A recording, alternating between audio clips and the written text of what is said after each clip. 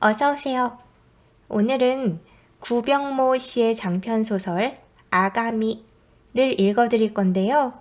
이거 전체를 읽어드릴 수는 없고 일부만 읽어드릴게요.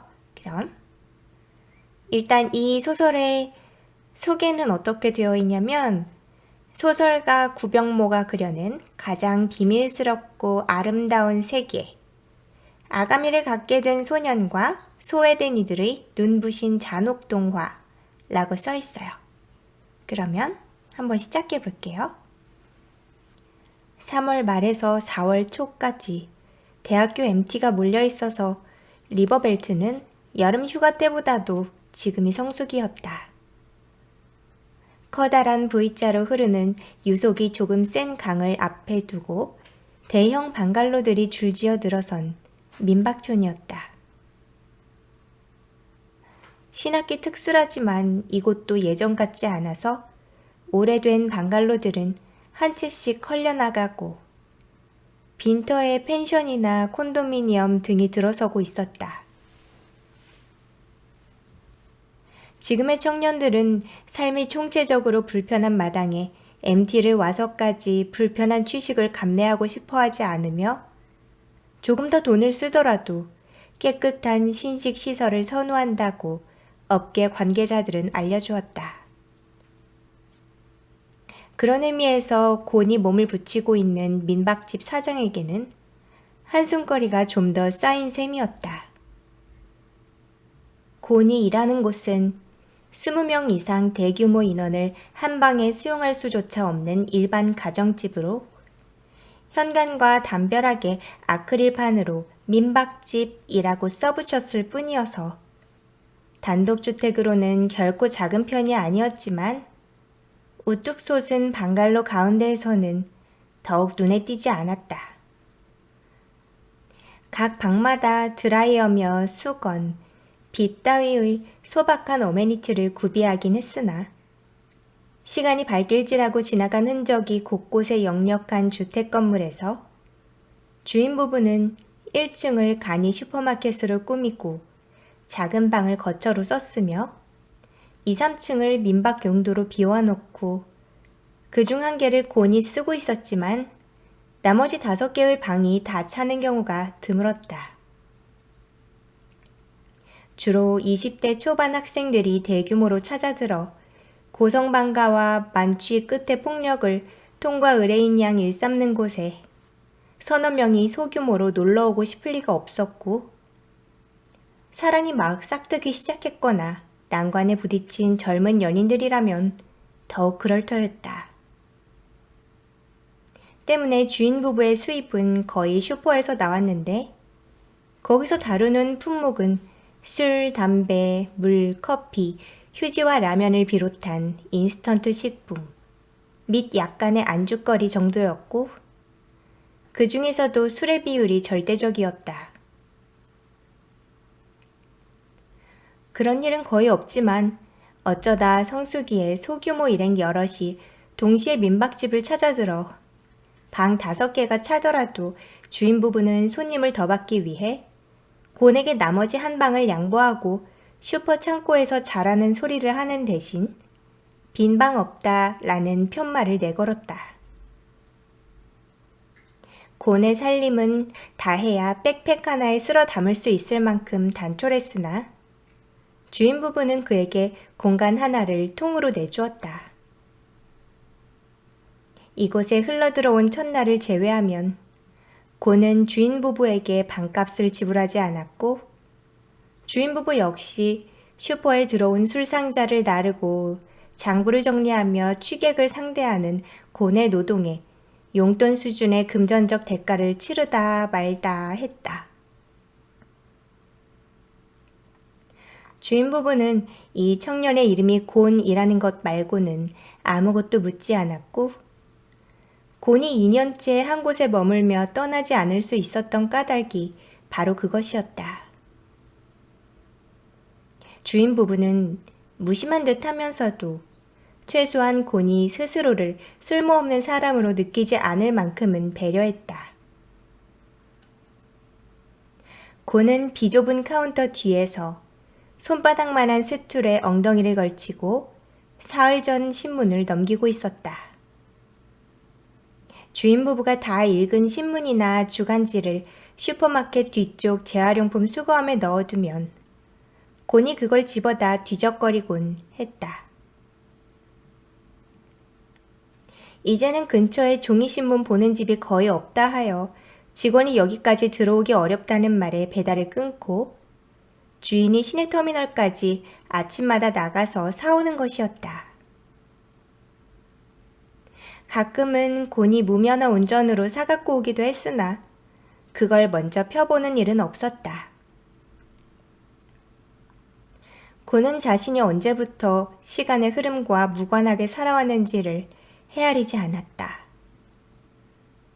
비좁은 세상을 포화 상태로 채우는 수많은 일들을 꼭 당일 속보로 알아야 할 필요가 없으며 시대에 뒤떨어진 인간이 되지 않기 위해 애쓸 필요 없고 속도를 내면화하여 자기가 곧 속도 그 자체가 되어야 할 이유도 없는 아다지오와 같은 삶.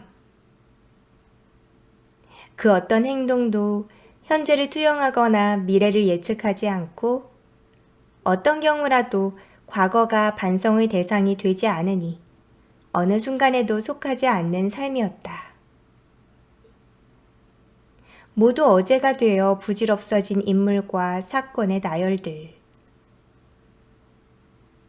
현재까지의 여파를 미치고는 있으며 사람들은 그것을 역사라 부르지만 누군가에게는 무의미한 흐름들.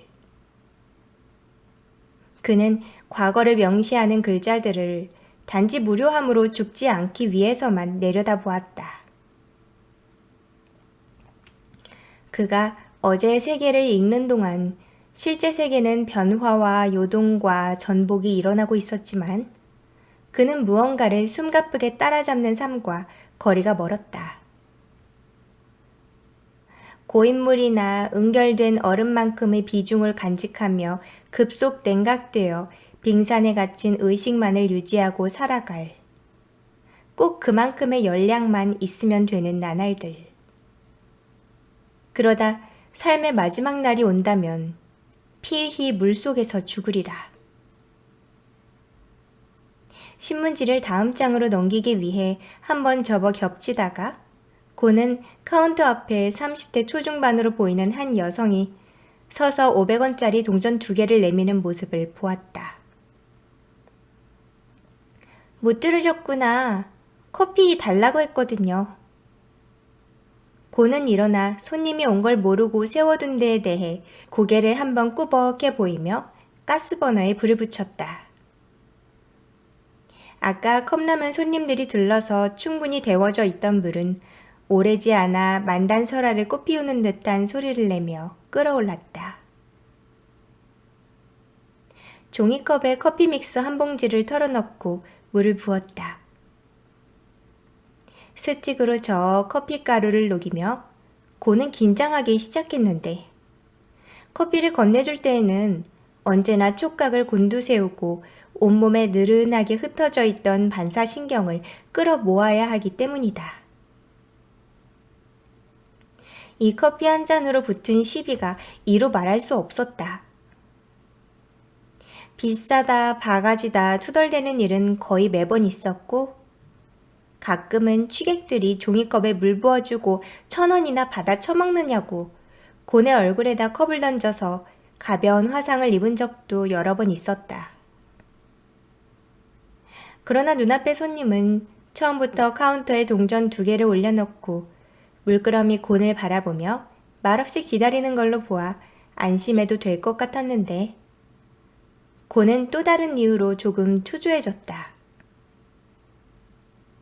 그는 커피를 타는 동안 손님의 시선이 줄곧 자기한테서 떠나지 않는 것을 옆 얼굴로 알아차리면서 상대의 눈빛에 담긴 의미가 호의인지 적대감인지 단순한 호기심인지 그것도 아니면 착시의 일종일 뿐인지를 판단하느라 느릿느릿 움직였다. 그러다 마침내 커피물이 식어버리기 전에 작은 플라스틱 쟁반에 종이컵을 올려놓고 그녀에게 내밀었다. 뜨겁습니다. 조심하세요. 그녀가 들어온 미닫이 문은 반쯤 열린 채 3월 마지막 주의 밤바람을 맞이하고 있었다. 건너편 강가에서 버드나무 가지들이 제 몸을 서걱거리며 파고드는 바람을 흔들어 떨쳐내자 바람은 곧 더 앞쪽에 무리를 이룬 추수식물의 냄새를 실어 날라왔고 그 냄새가 코끝에 실릴 때마다 고는 바로 앞에 두고 사는 강물을 향한 그리움의 부피가 새삼스럽게 커지곤 했기에 혼자 슈퍼를 보고 있을 적에는 꼭꼭 문을 닫아왔다. 손님이 어서 나가야 미닫이를 빈틈없이 닫을 텐데 그녀는 볼일을 마쳤음에도 바로 나갈 것 같지가 않았다. 참다 못해 고는 카운터 밖으로 나오며 물었다. 안에서 드실 거면 문을 닫아도 될까요? 곤이 과자 무더기 앞에 놓인 간이 의자를 가리키자 손님은 의아하다는 듯이 대답했다. 추위를 많이 타시나 보다. 저는 그렇게까지 쌀쌀하진 않은데요.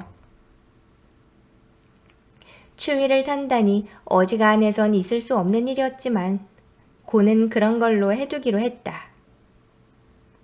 아, 추워서도 그런데 오늘 같은 성수기에는 주위가 요란해서요.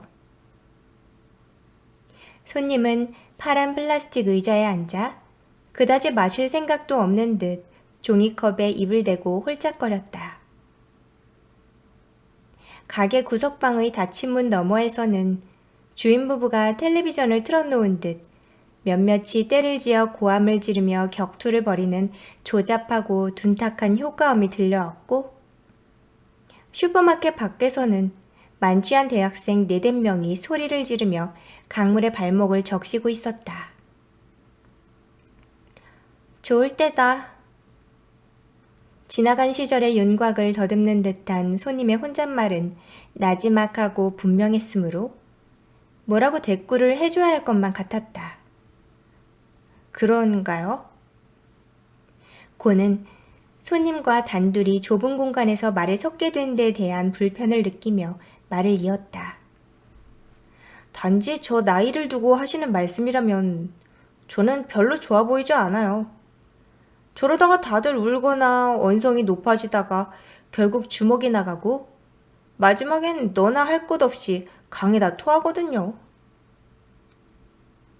가까이에서 저런 걸 늘 보시는 분은 불쾌하긴 하겠어요. 결국 치우는 사람 따로 있고 번거롭고 더럽고. 바라보는 풍경이 서로 같지 않다는 데 동의하며 손님은 미소 지었다. 더러운 것보다도 슬퍼 보여서요.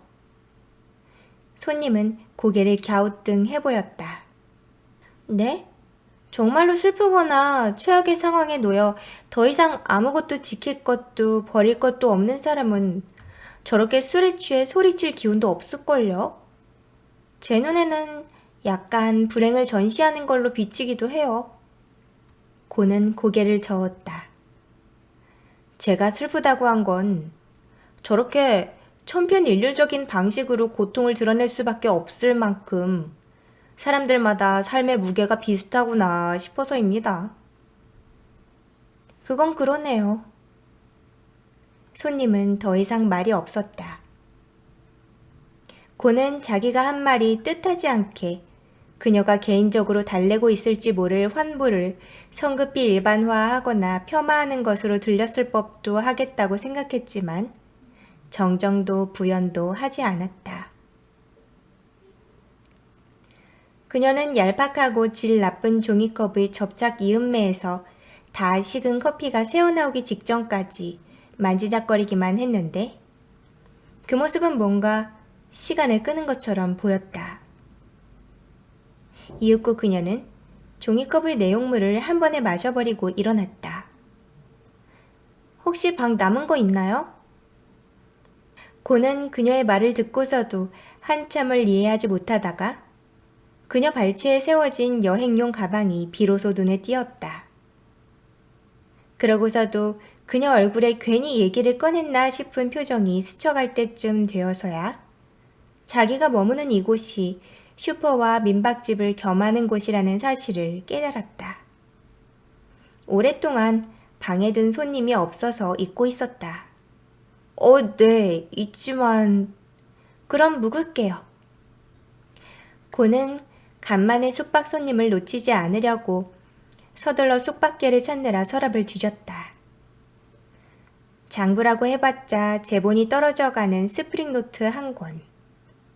그나마도 쓸 일이 드물어 어디다 처박아 두었는지 카운터 뒤에서 한참을 부스럭거렸고 막상 발견하여 꺼냈을 때는 두껍게 앉은 먼지 때문에 표지에 뭐라고 적었는지 읽기도 힘들었다. 죄송합니다. 숙박 손님이 오랜만이어서. 고는 노트를 뒤적여 새 면을 펼치고 날짜를 적으면서 방에 있는 주인이 나와 이 장면을 못 본 걸 다행으로 여겼다. 손님이 오랜만에 온단 말은 금물이다. 곧 죽어도 잘 나가는 민박집처럼 보여야 하고 방이 닫혔는데 당신이 운 좋게 마지막이라는 식으로 허세를 부릴 줄 알아야 한다. 아무리 간신히 쓰러지지 않고 버티어선 노구를 닮은 슈퍼마켓 구석 방이라도. 고는 좀채 거짓말을 할 줄 몰랐으며 그녀를 배려한다고 한마디 보태기까지 했다. 그런데 괜찮으실까요? 편히 쉬러 오신 것 같은데 주위가 저렇게 소란스러워서야. 강가에서는 이제 막 시비가 붙어 싸움이 벌어지기 시작했는데 그런 일은 술자리의 흔한 수순인데다 함께 마신 이들의 수가 많을수록 규모도 컸다. 그 다음은 서로의 멱살을 잡고 강물에 넘어진 다음 토악질을 해댈 것이며 영문 모르는 물고기들은 그것이 먹이인 줄 알고 주둥이를 뻐끔거릴 것이다. 얼마나 섬세하고 신경질적인 성격인가에 따라 다르겠지만 젊은 여성 혼자 을씨년스러운 민박집 방에 들어 그 소리를 견디기는 쉽지 않을 터였다. 상관없어요. 고뇌 걱정이 무한해질 만큼 그녀는 흔쾌히 고개를 끄덕이고 볼펜으로 꾹꾹 눌러 이름과 연락처를 적은 노트를 내밀었다.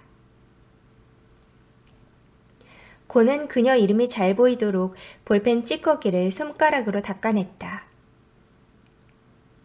그때 안쪽 방에서 나온 주인이 헛기침하며 진열된 과자봉지 사이로 걸어오는 걸 보고 고는 간만에 손님을 놓치지 않았음을 드러내기 위해 일부러 목소리를 높여 말했다. 됐습니다. 양혜류님 방으로 안내해드릴게요. 저 따라오세요. 고는 그녀의 가방을 들고 슈퍼마켓을 나와 건물 외벽을 둘러싼 계단을 밟아 앞장섰다. 난간 꼭 잡으세요. 다공질에 시멘트로 대충 빚어 만든 계단은 비좁고 위험천만했으며 그 존재 자체만으로도 건축법에 저촉되는 것처럼 보였다. 그녀는 철제 난간을 잡고 운신의 폭을 최소한으로 하며 곤을 따라 걸어 올라가다가 얼마 되지 않아 난간을 놓아버렸는데도 손바닥은 이미 붉은 녹두성이었다. 곤은 해류를 문간에 세워놓고 방 안의 형광등을 밝혔다. 갖고 올라간 손걸레로 바닥에 앉은 뽀얀 먼지를 닦기 시작하자 해류는 손을 내저었다. 그만두세요. 먼지 좀 있어도 괜찮아요. 쓴 지 오래돼서 그래요. 이런 방에 그냥 드시면 기관지 나빠져요. 할 수 없이 해류는 문간에 기대서서 방을 훔치는 곤의 등을 내려다보았다. 그 시선이 다소 오래도록 머물러 있는 것을 곤은 눈치챌 수 있었다. 이불은 압축팩에 보관해 둔 거니까 안심하고 바로 쓰셔도 되고요. 욕실장에 새 수건과 휴지가 있어요. 저기 구석의 전기 주전자는 열선 색깔이 변해서 쓰기가 좀 그러니까요. 컵라면이나 커피 드실 때 뜨거운 물 필요하시면 슈퍼에 와서 말씀하세요. 알루미늄 냄비하고 가스 버너 빌려드릴게요. 네, 고맙습니다. 하지만 별로 필요하진 않아요. 고는 압축팩을 열어 담요와 이불을 꺼내서 바닥에 펼쳐놓은 뒤 그녀에게 열쇠를 건네고 나왔다. 방문을 닫자 등 뒤에서 딸깍 손잡이 단추를 눌러 잠그는 소리가 났다. 어째서 그녀가 슈퍼에서부터 자신을 필요 이상으로 바라보고 있었는지, 단지 방을 구할 기회를 엿보기 위해 그랬는지 고는 궁금했다. 자의식 때문이 아니라 고는 타인의 시선을 오래 견디지 못했다. 이미 그때로부터 세월이 충분히 흘렀고 할 수 있는 만큼 자신의 자리를 옮겨 다녔으며 이제와 새삼스레 누군가가 뒤를 밟아올 것 같진 않았으나 그때 그날 이후로 누구든 자신을 유심히 들여다보는 눈길은 언제나 일종의 질문 내지는 추궁 같았고 자신의 손끝으로 부순 시간들을 떠올리게 하는 창문 같았다.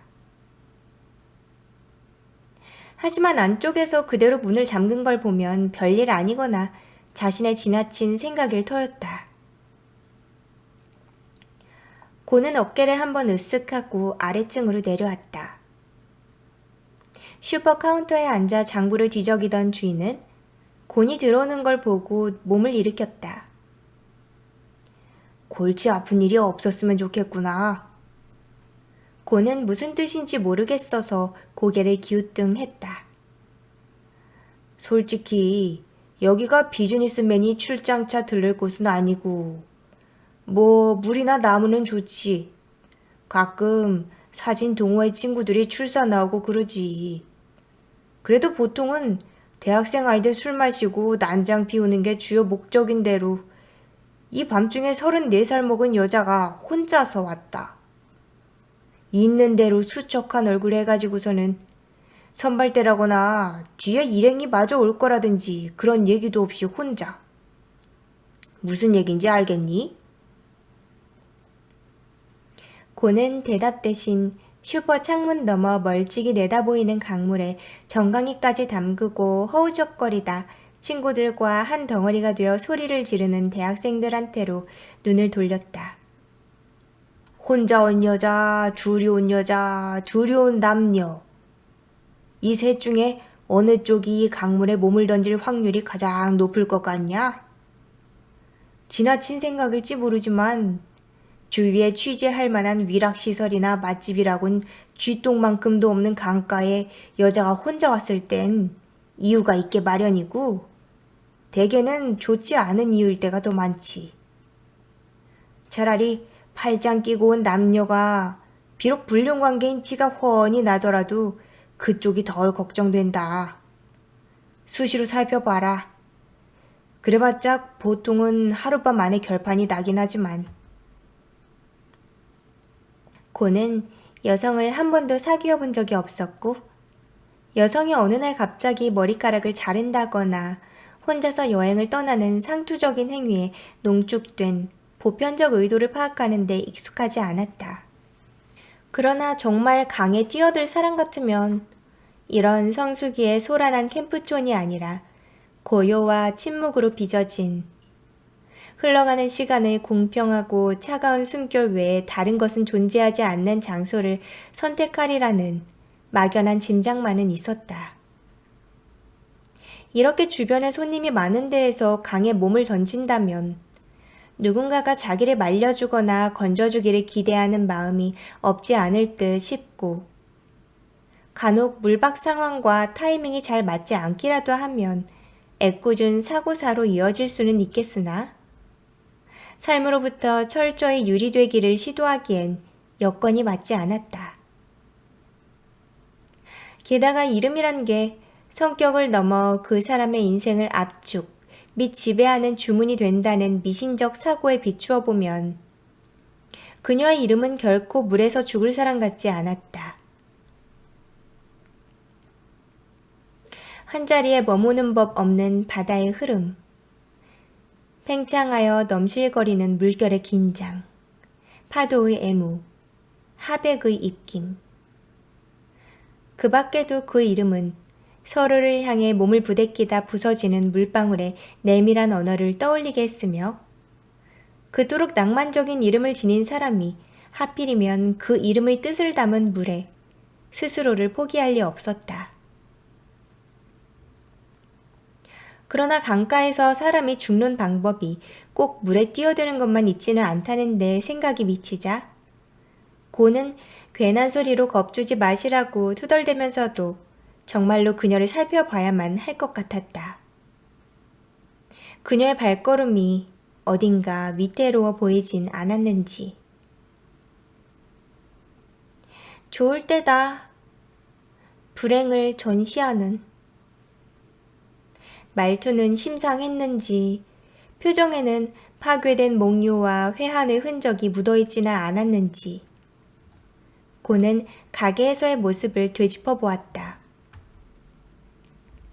그리고 숙박기에 적힌 해류의 휴대전화 번호를 손가락으로 짚었다. 죄송합니다, 손님. 1층 가게입니다. 주무시는 걸 깨운 건 아닌지. 예, 방 베개 바꾸는 걸 깜빡 잊었습니다. 실례가 안 된다면 지금 가지고 올라가도 될까 해서요. 예, 금방 가겠습니다. 고는 다른 방 옷장에서 꺼낸 베개를 들고 그녀의 방문을 두드렸다. 문을 열었을 때 그녀는 아직 잘 준비를 하지는 않은 듯 화장도 지우지 않았고 어깨 너머로 보이는 가방도 그대로 닫힌 채였으며 다만 노트북 한 대가 바닥에 펼쳐져 있었다. 그럼 그렇지. 아마도 조용히 글을 쓰러 온 사람일 것이다. 이건가요? 그녀가 손을 내밀자 고는 베개를 건네며 손님의 방 풍경을 건너다 본 게 무례하다는 데 생각이 미쳤다. 늦은 시간에 죄송합니다. 쉬셔야 되는데. 그러고 보니 벽시계는 오전 2시를 향해 가고 있었다. 머뭇거리면서도 고는 의아한 표정의 해류에게 끝까지 말했다. 정말로 저 아래층 가게에 계속 있으니까요. 네? 시간 상관하지 마시고 필요하신 거 있으시면 아무 때나 내려와서 말씀해 주세요. 수상쩍은 놈처럼 보일 것이다. 여성이 혼자 밤 늦게 왔다고 가벼이 여겨 주제도 모르고 작업을 거는 걸로 보일 법도 한 상황이었다. 그러나 그런 오해를 받더라도 혹시 있을지 모를 누군가의 감정적 표류를 잦아들게 할 수 있다면 그보다 더 괜찮은 일은 없을 터였다. 해류는 다행히 미심쩍다는 눈초리로 흘기며 눈앞에서 방문을 닫아버리는 대신 의연하고도 명랑한 미소를 건넸다. 그럴게요. 고마워요. 주인 내외의 가게방 불이 꺼지고 텔레비전 소리도 더 이상 들려오지 않았다. 강물에 서로를 밀어넣고 소란을 피우던 무리도 다들 방갈로로 돌아갔는지 사방은 저교가 흘렀다. 고는 카운터의 스툴에 앉아 혹시라도 그녀가 요청할지 모르는 칫솔, 치약 따위를 궁극적으로는 모종의 구조 요청을 기다리다가 벽에 머리를 기대고 어느덧 잠들어 버렸다.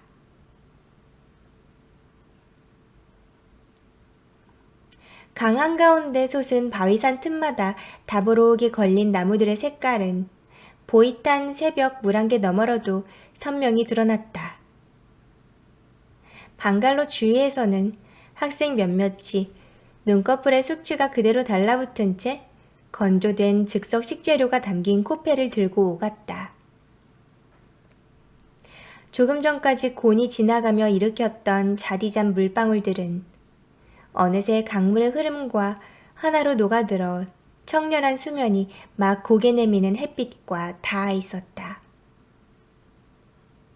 고는 저온과 압력에 웬만큼 단련된 자기 피부로 느끼기에도 그다지 아늑하지 않을 만큼 물살이 거세지는 데까지 멀리 헤엄쳐갔다 돌아오는 길이었다. 곤이 강 속에서 몸을 솟구어 나오자 지나가던 학생들이 의심스러운 눈으로 힐끔거렸다. 누군가는 괜찮으세요 묻기도 했다. 강에서 이 이른 시간에 보통 사람에게는 아직 뼈마디가 쥐어 짜이도록 차가운 초봄의 수온에 셔츠와 청바지를 입고 수영한다는 것은 개인의 자유지만 간밤의 취기와 만용에서 헤어나오기 시작하는 무리의 눈에는 좀 심한 뒷북으로 보일 터였다. 사람들이 전날 오랜 음주로 설마 이 시간에 일어날까 싶었는데 실수였다. 눈에 띄는 행동이었다. 너무 멀리까지 다녀와서는 안 되는 거였다. 괜찮습니다. 손을 내저으며 웃음으로 때우자 다행히 사람들은 더 이상 주목하지 않고 아침들을 지으러 갔다. 가게 미닫이에 손대려는데 안쪽에서 문이 열리며 해류의 얼굴이 불쑥 튀어나오자 곤은 자기도 모르게 외마디 소리를 지르면서 뒤로 넘어졌다. 그 바람에 모래투성이가 된 곤을 해류는 미안하다는 듯이 내려다보았다. 문이 열려 있어서요.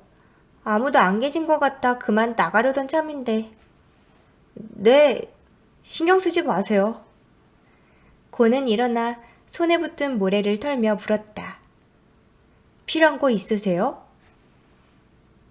혹시나 간밤 먼 데로 떠내려갔을지 모를 신발이나 옷조각, 내지는 신체 조직의 일부가 눈에 띌까 살펴보러 강에 들어갔다는 말은 할 수 없었다.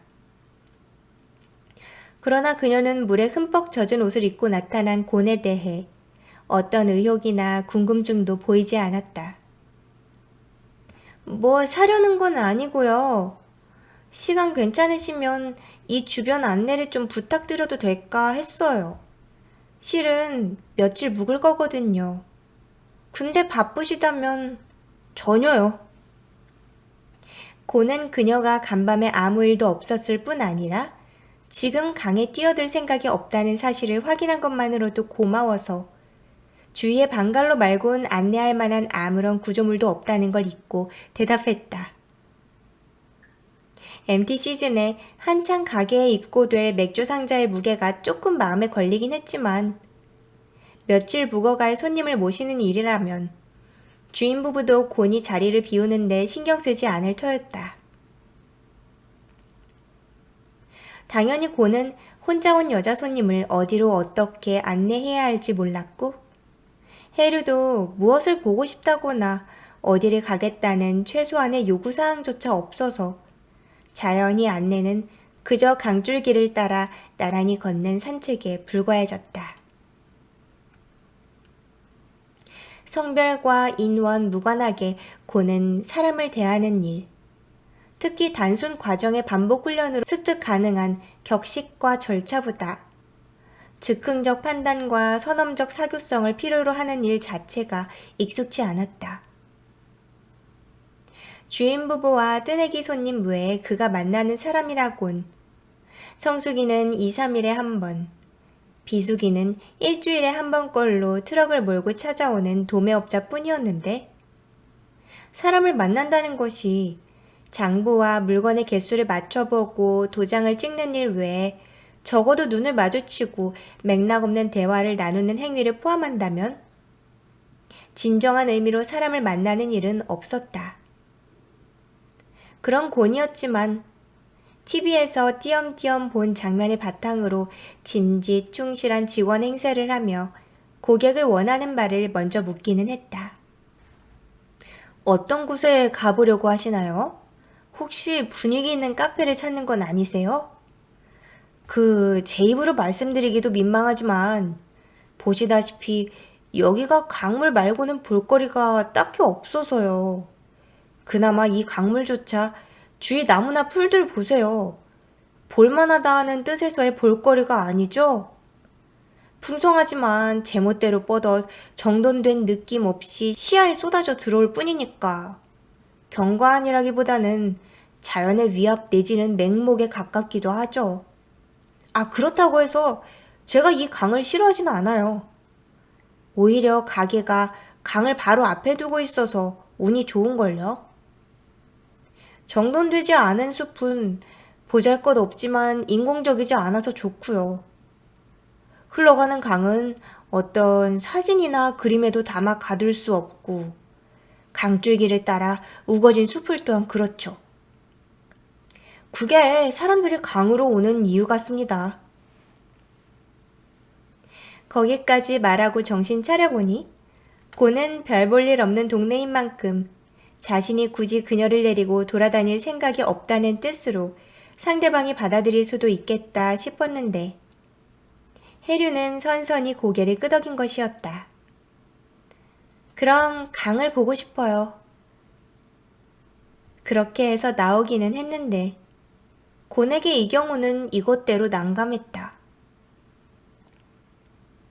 어린 학생들의 현장학습 생태 기록 목적이 아니고서야 강을 안내해달란 사람이 세상에 어딨지? 고는 문득 자신이 강 주위에 널린 습지 식물들의 이름을 잘 알지 못하는 데다 강물에서 자주 만나는 물고기들의 이름도 알려 하지 않았다는 사실을 깨달았고 그녀에게 말해줄 만한 가이드다운 무엇이 정말로 하나도 없음에 당황했다. 사실 그들에게 붙은 언제 바뀌어도 이상하지 않은 임의의 이름 같은 게 중요하다고 생각해 본 적이 없었다. 그들은 모두 살아있었고 살아있는 건 언제 어디서라도 그걸 부르는 자에 의해 다른 이름을 가질 수 있었으며 곤에게 의미 있는 건 그것을 무엇라고 부르는지가 아니라 그것이 얼마나 오래도록 또는 눈부시게 살아 숨쉬는지였다. 그리하여 곤은 강을 따라 걷는 동안 자기가 아는 걸 이야기하기 시작했다. 테트라포드 사이에 상반신이 끼인 채 식어있던 취객. 수중보 아래에서 휘몰아치는 순환류의 역회전.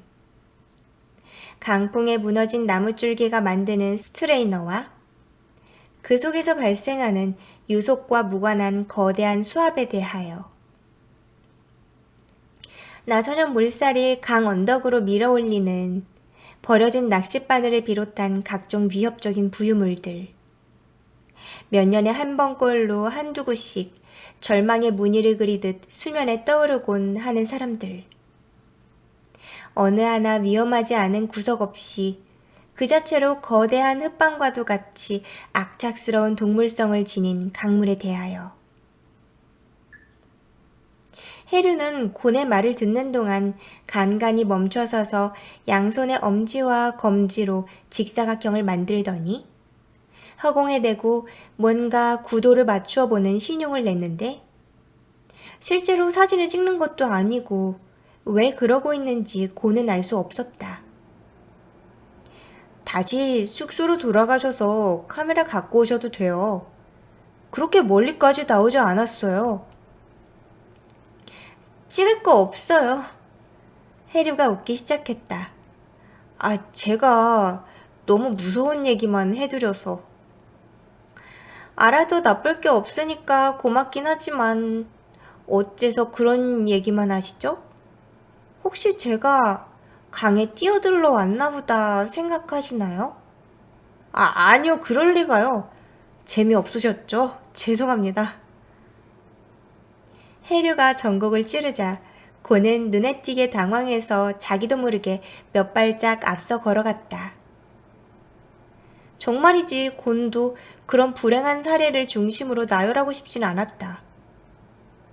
이름은 알지 못하지만 살랑이는 물풀에 걸려 가동거리는 자디잔 은빛 물고기의 꼬리 지느러미가 얼마나 가냘픈지, 바위 뒤 그늘진 곳에 누군가 산란해 놓은 구슬 같은 젖빛 알무더기는 얼마나 부서질 듯 위태로워 보이면서도 굴절된 빛을 받아 반짝거리는지, 물고기들의 비늘은 바라보는 각도와 방향에 따라 색이 어떻게 달라지는지, 또 어떤 물고기는 만져보면 얼마나 촉촉하고 부드러우며 점착성마저 있어서 손대는 순간 그대로 빨려들어 하나가 될 것만 같은지, 무엇보다도 말이 통하지 않는 물고기들과 자신이 서로의 살 한 번 닿기만 하면 얼마나 오묘한 직감으로 영력 내지는 신앙에 가까운 몸짓의 대화를 나눌 수 있는지. 그러나 그 모든 이야기를 하려면 해류를 강 속으로 끌고 들어가야만 가능했다. 아니요. 결코 재미로 들을 이야기가 아니잖아요. 실용적인 얘기 좋아해요. 해류가 뒤따라오며 그렇게 말하자 고는 정말로 그녀를 데리고 들어가 물속을 구경시켜주는 게 나을지 모른다는 충동이 솟아올랐다. 남루한 엠티촌에서 솔직하고 무구한 장사 속으로 늘어서 있는 방갈로의 행렬보다 아름다움으로 넘치는 유동성의 세계. 기슭에다 부서지는 물거품을 밟고 깊이 들어갈수록 드러나는 징청과 피안의 세계를. 그러나 아무런 보호장구 없는 보통 사람을 물속에 끌고 들어간다는 건 안 될 말이었다. 그래도 걱정 마세요. 저는 정말로 그러려고 여기 온 게 아니니까요. 일부러 발품을 들여가면서 자기 죽을 장소를 물색하는 게 자신의 생애 마지막으로 건네는 선물인 사람도 있겠지만 저는 만약에 그럴 작정이었으면 여기까지 오지도 않았을 거예요. 근데 제가 그렇게 암울해 보였어요? 그럴 리 없었다. 처음부터 해류에게서는 삶의 끝자락을 놓으려는 사람 특유의 그늘이나 늪과 같은 망각과 침잠을 열망하는 깊고 어두운 냄새를 감지할 수 없었다. 간밤 좁은 가게 안에서 볼 땐 몰랐지만 그녀의 몸짓은 지나치게 크지 않아서 자신의 성격이나 본심을 덮어보려는 강박관념 따위 없어 보였고 그렇다고 동작이 아주 없지도 않아 보편적 삶에 꼭 들어맞는 적당한 운동성을 띠고 있었다. 단지 동행한 사람의 수만으로 상황을 파악하는 주인의 말은 귀담아 듣지 말 걸 그랬다. 혼자서 짧은 여행 자주 다니거든요. 여행이라고 할 것도 없이 가방도 단촐하고 가는 곳도 거기서 거기. 사람들이 흔히 추천하는 코스로는 다녀본 적 없지만요. 그래서 제 가방에는 카메라가 없어요. 경치를 찍을 일이 없거든요. 반드시 떼로 몰려다니며 유명한 휴양지를 미션 수행하듯이 들러서 사냥하듯 사진 찍고 그 시간과 공간을 프레임 안에 박제하는 것만 여행인 건 아니잖아요. 만일 해류가 혼자가 아닌 둘이나 그 이상이었다면, 여자가 아닌 남자였다면 좀 덜 불안했으리라는 주인과 곤의 편견을 지적하는 듯한 말이었다. 그러나 사진기가 없다면 그녀는 어째서 가끔가다 팔을 허공에 뻗어 손가락으로 프레임을 만드는 건지 모를 일이었다. 무엇을 찍고 싶은 걸까? 그게 아니면 무엇을 찍고 싶은데 닿기 어려운 곳에 있을지도 모른다. 하지만 이번에는 적어도 목적이 있어요. 어떤 종류라도 도무지 목적이라는 낱말과는 인연이 없어 보이는 이 평범한 강마을의 말이지. 고는 해류가 따라잡을 수 있도록 발걸음을 조금 천천히 했다. 호수에 그려진 파문처럼 곤의 마음속에 느릿느릿한 일렁임이 솟아오르다 경사가 급한 계곡물이 흐르듯 좀 더 빠르게 수렁거렸다. 찾는 사람이 있어요. 바람이 강하게 불었다. 곤의 머리카락이 바람을 타고 휘날리며 내내 덮고 있던 목덜미가 드러났다. 곤은 뒤에 해류가 따라온다는 생각에 머리카락을 끌어당겨 귀 뒤를 덮으려 했으나 이미 해류의 손이 그의 손목을 단단히 붙들고 있었다. 감추지 마요. 곤은 뒤돌아서서 물빛으로 질린 얼굴을 숨기지도 못한 채 손목을 잡아 뽑을 생각도 하지 못하고 있었다. 혜류 씨는 누구세요? 누구신데 어떻게 저를... 고는 가슴이 뛰었다. 얄팍한 살얼음이지만 누군가 거기에 흑발로 쳐들어오지만 않으면 충분히 평화로웠을 일상에 가차없이 금이 가는 소리가 들렸다. 그녀가 누구든 간에 찾는 대상이 자신이라는 사실은 분명해졌다. 혐오감과 시각적 충격은 순간에 불과하며 그 이상 누구에게도 피해를 주지 않는데도 곤이 본능적으로 숨기고 싶어하는 상처에 대해 알고 있는 사람. 혜류는 손을 놓아주고 뭐라 말을 이을지 망설이는 듯 입모양을 바꿔가며 머뭇거리다 결국 한마디 이렇게 불렀다. 곤. 다음에 이어질 말이 뭐가 되었든 곤은 그녀가 자신의 이름을 안다는 사실만으로도 이미 온몸 구석구석에 눈에 띄지 않게 숨어있던 지느러미가 소스라쳐서 일어날 것만 같았으며 이대로 강에 뛰어들어 그녀의 손이 닿을 수 없는 어딘가로 헤엄쳐 가고 싶었다. 갑작스러운 전율을 익숙한 감각으로 중화하는데 강물만큼 좋은 곳은 없었다. 나는 말이죠. 당신의 등하고 허리에 불규칙하게 돋아난 비늘이 사물함 같은 무늬를 그리고 있다는 걸 알아요. 흰빛과 연보랏빛이 섞여서 얼마나 신비하고 예쁘게 빛나는지 보지 않았어도 알아요. 무슨 말씀이신지. 혜류의 눈길을 외면하고 딴소리를 하면서도 고는 이미 목소리가 떨리고 있었다. 마치 어제 본 것처럼 생생하게 들려준 사람이 있었거든요. 저 뭔가 착각하고 계세요. 이만 들어가죠. 곤이 머리카락을 투스르고 몸을 돌리는데 혜류는 다시 붙들었다. 착각 아니에요. 또 다른 이유로도 나는 당신을 알고 당신도 날 만난 적이 있어서 되도록 기억해 주길 바랐지만 뭐 지금 그런 건 중요하지 않아요. 그녀는 다음 말을 이을 때 결코 깨뜨려선 안 되는 알을 품었다가 부화할 때가 지나 어쩔 수 없이 떠나보내는 새처럼 소중하고 찬란하여 차마 입 밖으로 발설함으로써 훼손할 수 없는 이름이라는 듯 주의 깊게 숨을 고르고 나서야 이렇게 천천히 떼어 물었다. 강하를 알죠? 네, 오늘은 여기까지 구병모의 장편소설 아가미였습니다. 이 뒷부분도 흥미진진하니까요. 뒷부분도 한번 재미있게 읽어보시기를 바라면서 오늘의 오랜만에 나온 잉리밍은 가보도록 하겠습니다.